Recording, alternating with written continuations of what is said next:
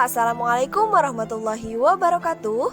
Perkenalkan, saya Dena Sri Anugrah dari kelas PAIB semester 5 Fakultas Pendidikan Islam dan Keguruan Universitas Garut.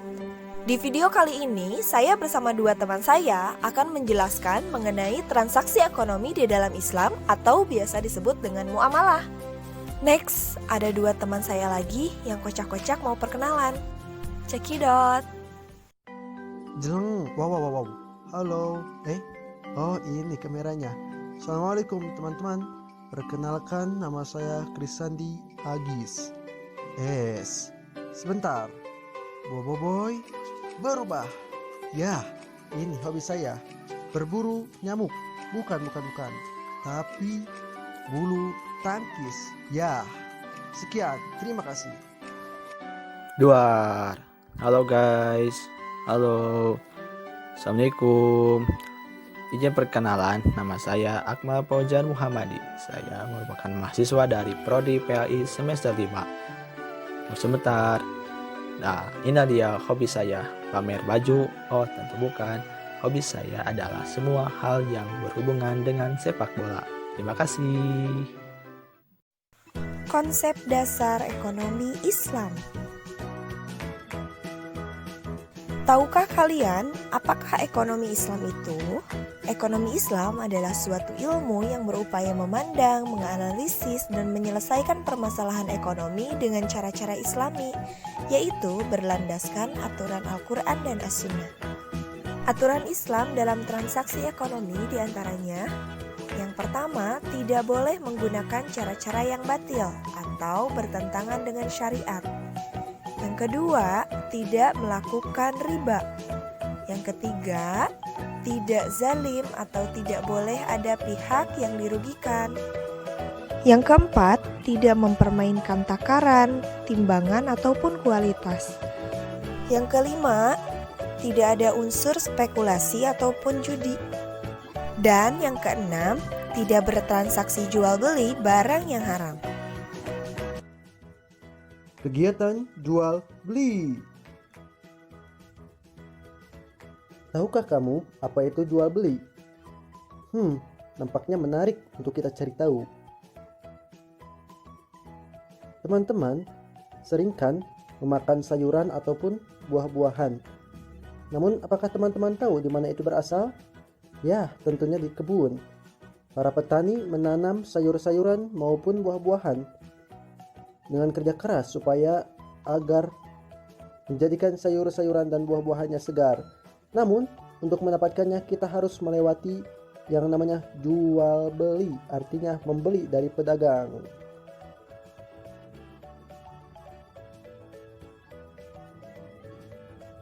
Mang, meser kangkung. Pengertian jual beli yaitu kegiatan untuk mendapatkan barang di mana barang tersebut harus ditukar dengan sejumlah uang. Bagaimana terjadinya jual beli?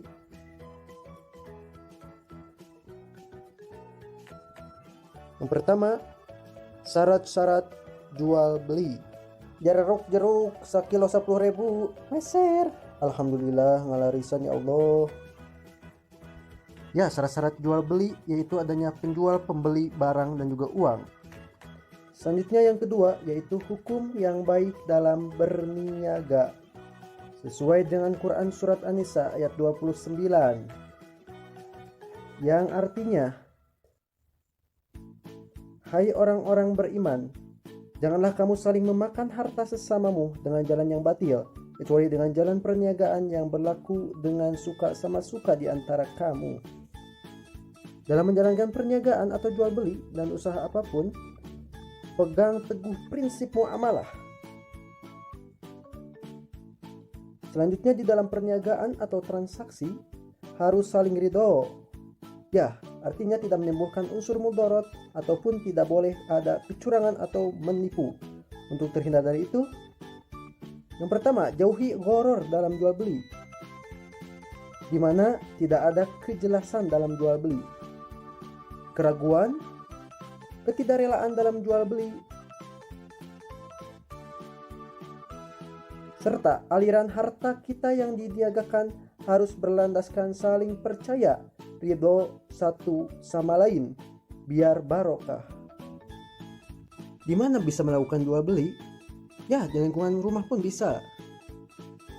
Tempat jual beli di sekitar rumah.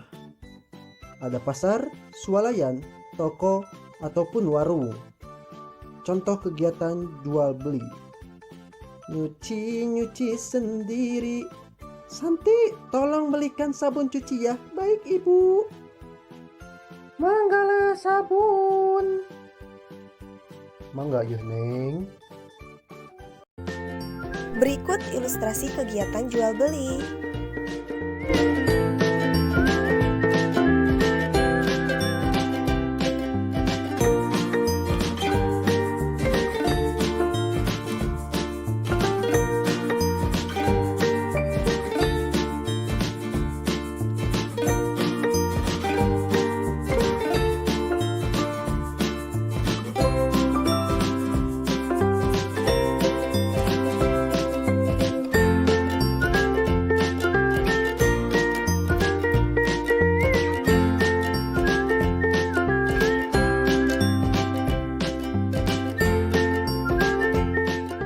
Lanjut ijaroh.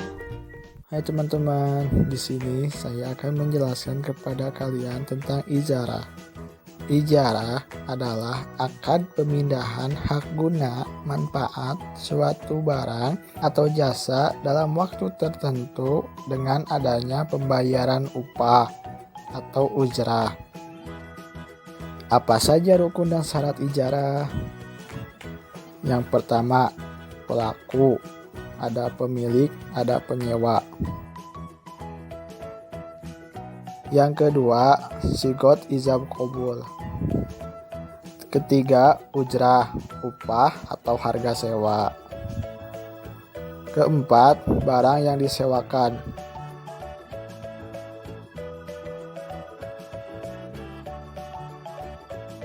Ijarah, ada ijarah ain, ada ijarah amal. Nah, ijarah ain atau objek barang yang pertama adalah terjadinya akad ijarah antara mustajir dan mu'jir. Yang kedua, pembayaran ijrah dari mustajir ke mu'jir. 2. Ijarah amal atau objek jasa. Yang pertama adalah terjadinya akad ijarah antara mu'jir dan mustajir. Berakhirnya ijarah.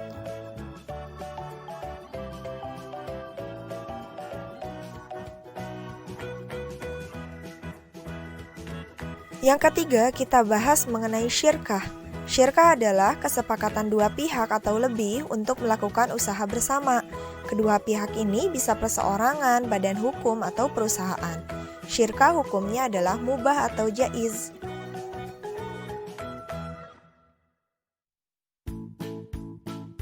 Rukun-rukun syirkah diantaranya yang pertama, kedua belah pihak yang akan bekerja sama atau berakad, atau disebut juga dengan akidani.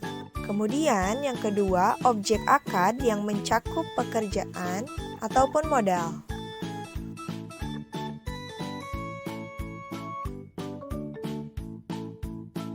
Yang ketiga, akad atau sigot, yaitu pernyataan untuk bersyarikat atau melakukan syirkah. Macam-macam syirkah. Yang pertama, syirkah inan, yaitu kerjasama antara dua pihak atau lebih yang masing-masing berkontribusi modal.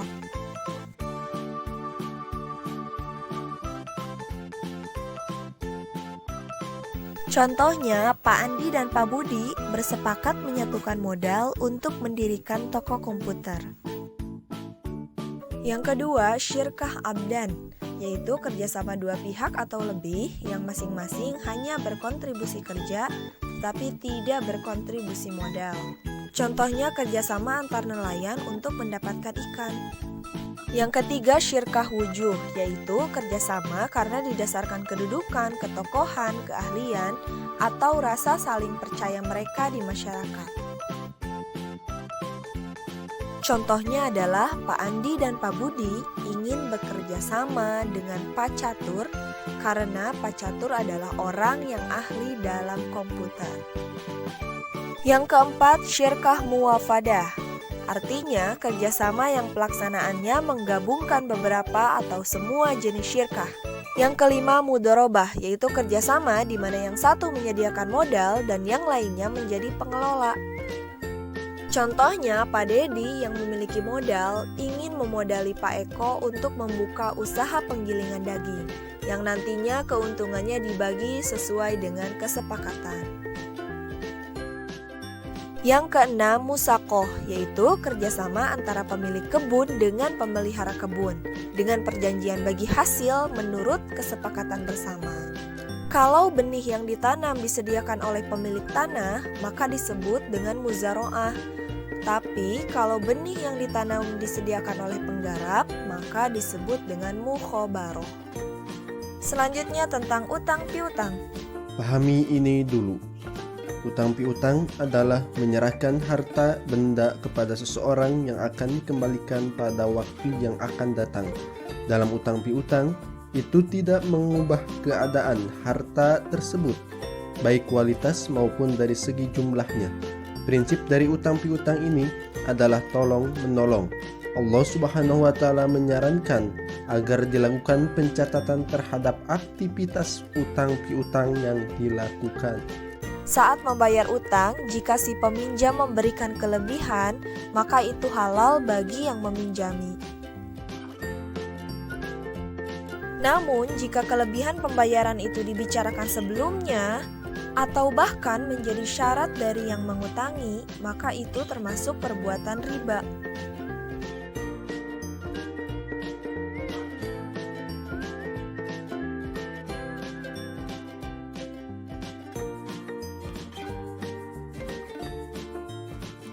Rukun utang piutang. Yang pertama, pihak yang berutang dan pemilik dana atau berpiutang. Yang kedua, ada harta atau barang. Yang ketiga, ijab qabul atau pernyataan kesepakatan bahwa salah satu pihak berutang dan pihak lain mengutangi. Misalnya, pihak yang berutang mengatakan saya meminjam uangmu, kemudian yang diutangi meminjami dengan ikhlas.